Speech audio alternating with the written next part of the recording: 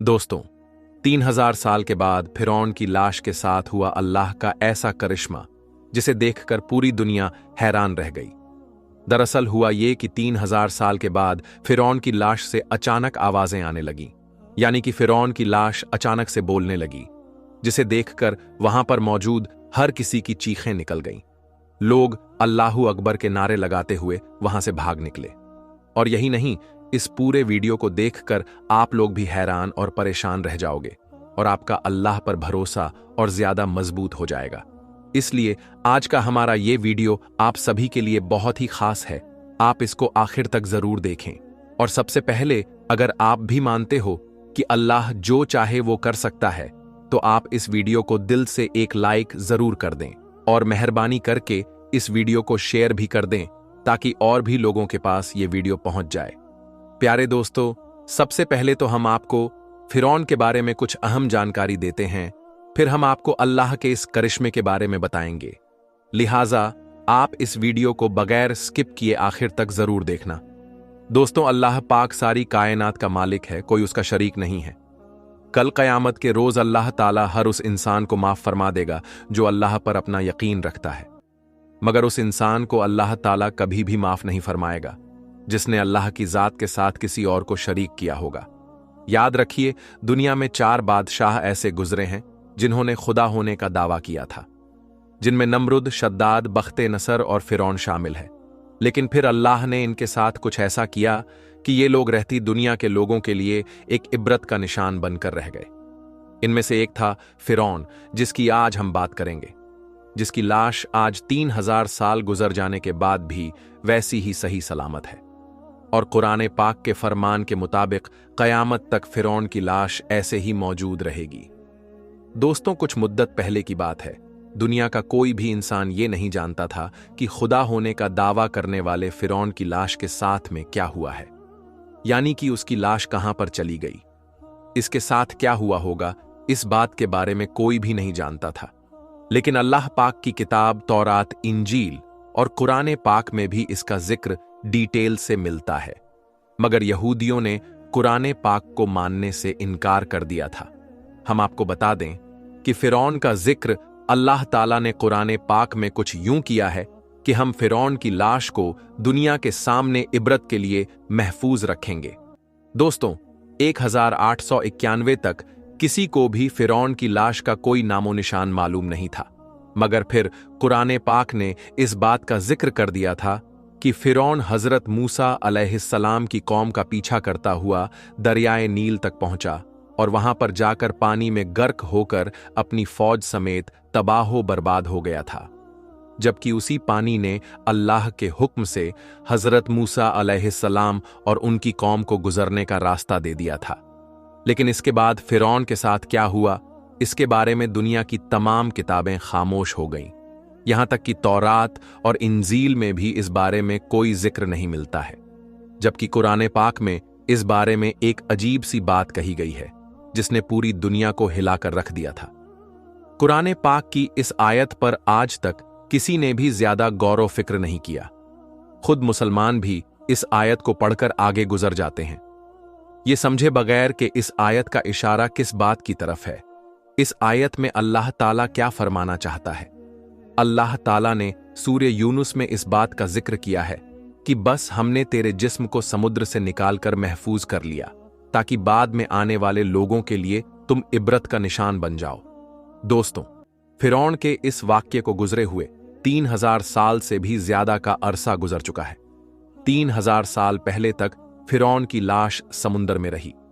इसके बाद अल्लाह ताला ने दुनिया वालों को दिखाने के लिए कि मेरा कुरान सच्चा है, मेरे प्यारे नबी हजरत मोहम्मद सल्लल्लाहु अलैहि वसल्लम का फरमान सच्चा है, ये दिखाने के लिए अल्लाह ताला ने फिरौन की लाश को समुंदर से बाहर निकालकर फेंक दिया। फिर कई दिनों तक फिरौन की लाश समुंदर के किनारे पर पड़ी रही, मगर यहां पर अल्लाह की कुदरत देखें, इसी बीच फिरौन की लाश को किसी भी जानवर ने मुंह तक न लगाया, यहां तक कि कोई परिंदा भी उस जानीब नहीं गया। लेकिन फिर एक दिन एक मिस्री शख्स भेड़ बकरियों को चराता हुआ उस तरफ चला गया और उसने फिरौन की लाश को समुंदर के किनारे देख लिया। इसलिए फिर उसने ये खबर मिस्र के वजीर तक पहुंचा दी। इसके बाद फिरौन की लाश को दरबार में लाया गया। फिर उस पर तहकीक के लिए उसे काहिरा ले जाया गया। वहां पर ले जाकर फिर फिरौन की लाश को जमीन के अंदर दफन कर दिया गया, मगर अल्लाह के हुक्म से जमीन ने भी फिरौन की लाश को बाहर फेंक दिया। फिर उसकी लाश को एक ताबूत में रखा गया और इसके बाद उसे मिस्र के एक म्यूजियम में रख दिया गया। तब से लेकर आज तक, यानी कि 3000 साल गुजर जाने के बाद भी फिरौन की लाश वैसे ही सही सलामत रखी हुई है। और कुरान पाक के फरमान के मुताबिक कयामत तक फिरौन की लाश ऐसे ही सही सलामत रहकर लोगों के लिए इबरत का निशान बनी रहेगी, ताकि अपने आप को खुदा कहने वाले का ये हाल देखकर आने वाली नस्लें सबक हासिल करती रहेगी। कहा जाता है कि फिरौन का सिर और गर्दन का हिस्सा खुला हुआ है, जबकि जिस्म के बाकी हिस्सों को एक पट्टी में लपेट कर रखा गया है। और कहा जाता है कि फिरौन की नाक का सामने वाला हिस्सा गायब है, उसको दरिया के किसी हैवान ने या किसी बड़ी मछली ने खा लिया था। फिर इसकी लाश को दरिया के किनारे फेंक दिया गया था, ताकि ये दुनिया वालों के लिए इबरत का निशान बनकर रह जाए। दोस्तों, इसके बाद से फिरौन की लाश वैसे ही रखी हुई है और हजारों साल गुजर जाने के बाद आज भी फिरौन की लाश पर गोश्त वैसे ही तरोताजा मौजूद है। वल्लाहु आलम ये सच है या झूठ है, मगर ऐसा कहा जाता है कि जिस म्यूजियम में फिरौन की लाश रखी हुई है, उस म्यूजियम में चूहे भी छोड़े हुए हैं, जिनको हर साल 15 मार्च के दिन फिरौन की लाश पर छोड़ा जाता है, ताकि वो फिरौन के जिस्म का बढ़ा हुआ जो गोश्त होता है उसे खा ले और वापस फिरौन की बॉडी अपने असल दायरे में आ जाए। इसके बाद फिरौन की लाश की ड्रेसिंग की जाती है और फिर उसको वापस शीशे में बंद कर दिया जाता है। इसके बाद 1 साल तक वैसे ही वो शीशे में बंद रहती है। फिर जब अगले साल 15 मार्च का दिन आता है तो उसे फिर से वापस बाहर निकाला जाता है और उसकी बॉडी पर चूहे छोड़े जाते हैं और फिर वापस ड्रेसिंग करके शीशे में बंद कर दिया जाता है। दोस्तों, यही वजह है कि आज हजारों साल गुजरने के बाद भी फिरौने की लाश सही सलामत है।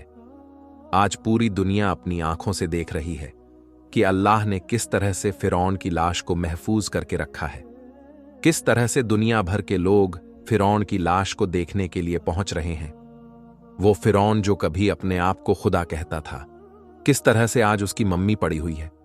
देखने वालों के लिए ये एक इबरत नहीं है तो फिर क्या है कि हजारों साल गुजर जाने के बाद भी फिरौन की लाश सही सलामत वैसे ही पड़ी हुई है। दोस्तों, नेशनल जियोग्राफी की तरफ से अभी एक ऐसा वीडियो सामने आया है जिसमें देखा जा सकता है कि फिरौन की लाश पर जब किसी बात को लेकर तहकीक की जा रही थी तो उस वक्त अचानक से फिरौन की लाश से कुछ आवाज आने लगी। कहा जा रहा है कि फिरौन के जुबान से जो अल्फाज निकले थे वो इब्रानी जबान के अल्फाज थे, और समझने वालों ने बताया कि फिरौन की जबान से जो लफ्ज निकले थे उनका मतलब पता नहीं है। कुछ कहते हैं, यानी कि कुछ लोगों का यह कहना है कि फिरौन की लाश अब अल्लाह अल्लाह पुकार रही है। हालांकि कुछ साइंसदानों का यह भी कहना है कि पूरी दुनिया में इस वक्त इब्रानी जबान बोलने वाला कोई आदमी नहीं मिला और ना ही इस भाषा को समझने वाला कोई जाहिरी तौर पर मिलता है। इसीलिए यह नहीं कहा जा सकता है कि फिरौन की लाश से जो अल्फाज निकले हैं, यानी कि फिरौन ने अपनी जबान में कुछ बोला है, उसका असल में क्या मतलब होता है। लेकिन फिरौन के इस वाक्य को देखकर और सुनकर आज गैर मुसलमान भी इस बात को मानने पर मजबूर हो गए हैं कि बेशक अल्लाह का कुरान पाक सच्चा है और अल्लाह के प्यारे नबी हजरत मोहम्मद सल्लल्लाहु अलैहि वसल्लम का हर फरमान सच्चा है। दोस्तों, फिरौन के इस पूरे वाक़ये को अल्लाह ताला ने कुरान पाक में कुछ यूं बयान फरमाया है, और हमने बनी इज़राइल को दरिया पार करा दिया और फिरौन और उसके लश्कर ने सरकसी और जुल्म से उनका पीछा किया, इसलिए हमने दरिया का पानी चला दिया जिससे वो वहीं पर गर्क होने लगे। हालांकि जब वो गर्क होने लगे तो फिरौन कहने लगा कि मैं इस बात पर अभी ईमान लाता हूं कि अल्लाह के सिवा कोई माबूद नहीं है, अब मैं मुसलमान होना चाहता हूं। तब उससे कहने वाले ने कहा, ए फिरौन, तू अब ईमान लाता है, इससे पहले तो तू बड़ा नाफरमाना था, तू तो बड़ा फसादी था। आज हम तेरी लाश को हमेशा हमेशा के लिए बचा लेंगे ताकि तू बाद आने वालों के लिए एक इबरत का निशान बनकर रह जाए और तुझे देखकर लोग कयामत तक इबरत हासिल कर सके। दोस्तों, यही वजह है कि फिरौन की लाश को ना ही दरिया ने अपने अंदर रखा और ना ही जमीन ने अपने अंदर रखा। हजारों साल गुजरने के बाद आज भी उसकी लाश वैसे ही महफूज है और कयामत तक फिरौन की लाश ऐसे ही महफूज रहेगी और लोग इसे देखकर इब्रत हासिल करते रहेंगे। लिहाजा दोस्तों, हमें भी गुरूर और तकब्बुर से हमेशा बचकर रहना चाहिए। तकब्बुर जो होता है वो हमारे अंदर नहीं होना चाहिए। अल्लाह तबारक व ताला से दुआ है कि अल्लाह पाक हम सबको गुरूर और तकब्बुर से बचाए और अल्लाह पाक हम सबको नेक और अच्छे अच्छे काम करने की तौफीक दे। आमीन अल्लाहुम्मा आमीन।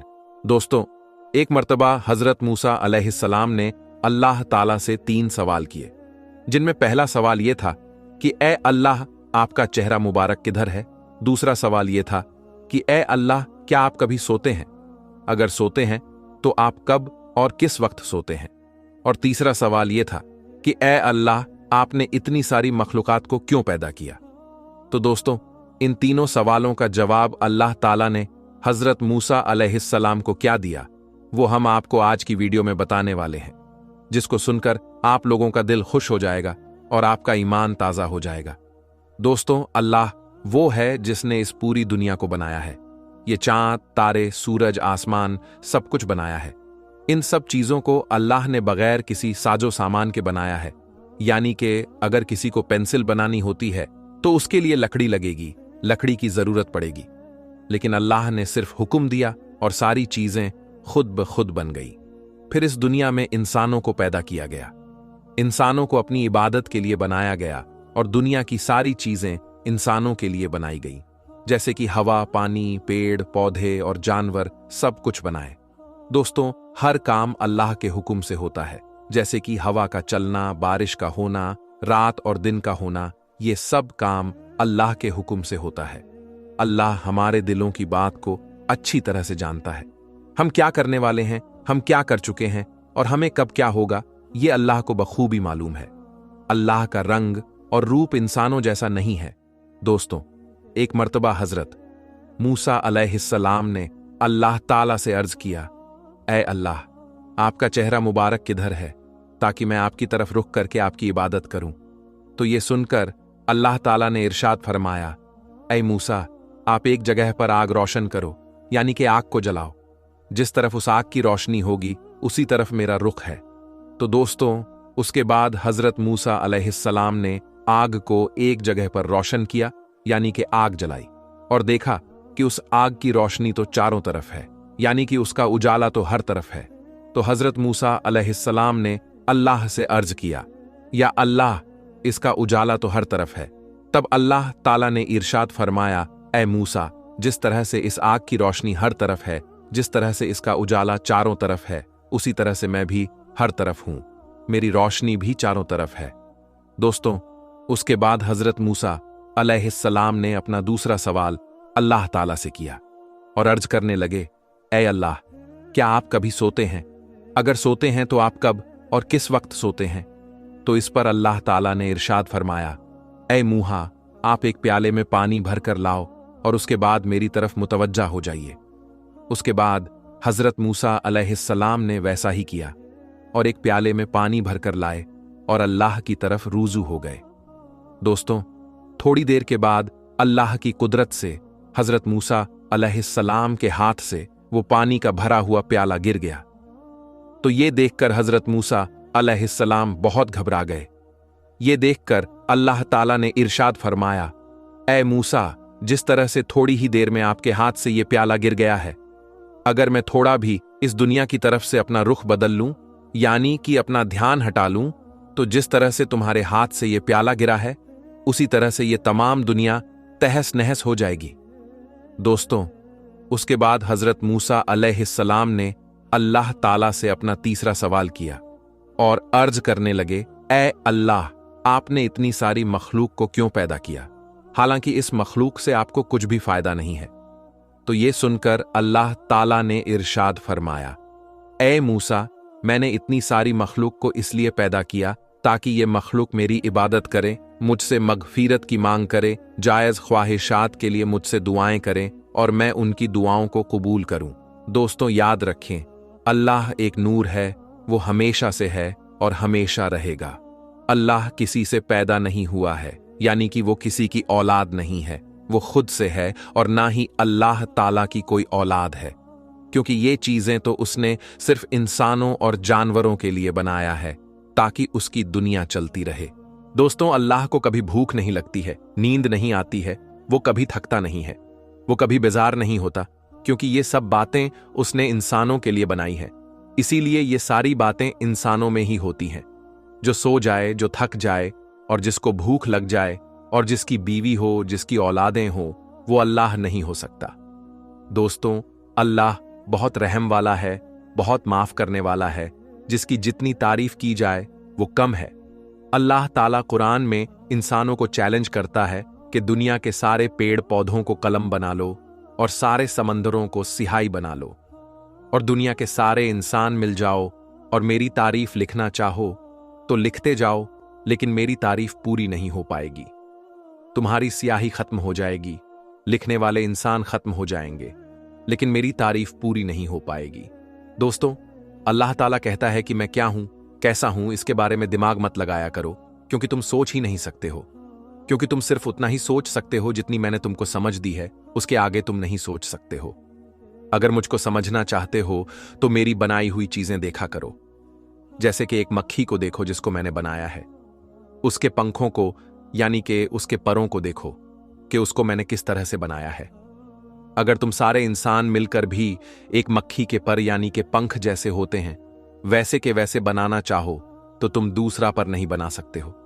अगर तुम एक अनार का दाना बनाना चाहो तो अनार का एक दाना नहीं बना सकते हो।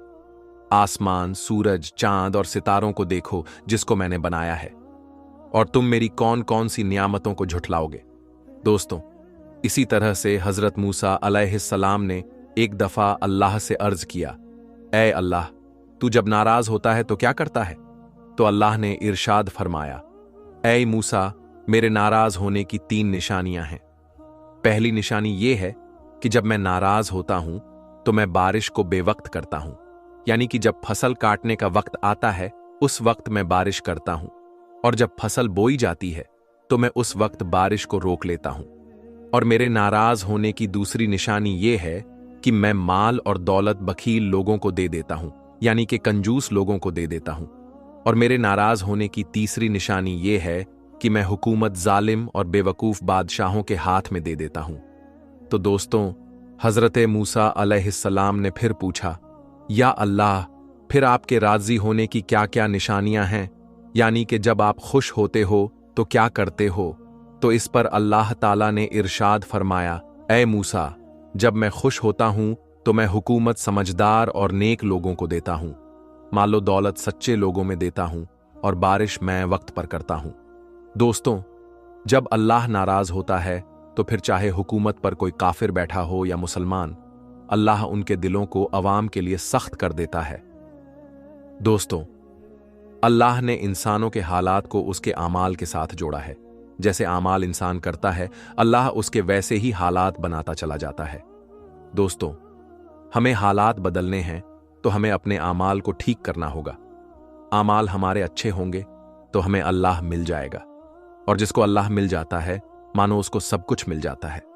दोस्तों, अगर आपको ये वीडियो आपको जरा भी अच्छी लगी हो तो आप इसे दिल से लाइक करके अपने दोस्तों रिश्तेदारों में जरूर शेयर कर दें, क्योंकि हदीस पाक में वाज़ेह तौर पर बताई गई है कि दीन इस्लाम की बातों को दूसरों तक पहुंचाना सदकाए जारिया है, और आपके इस नेक काम से बहुत सारे लोगों को अच्छी बातें मालूम हो जाएगी।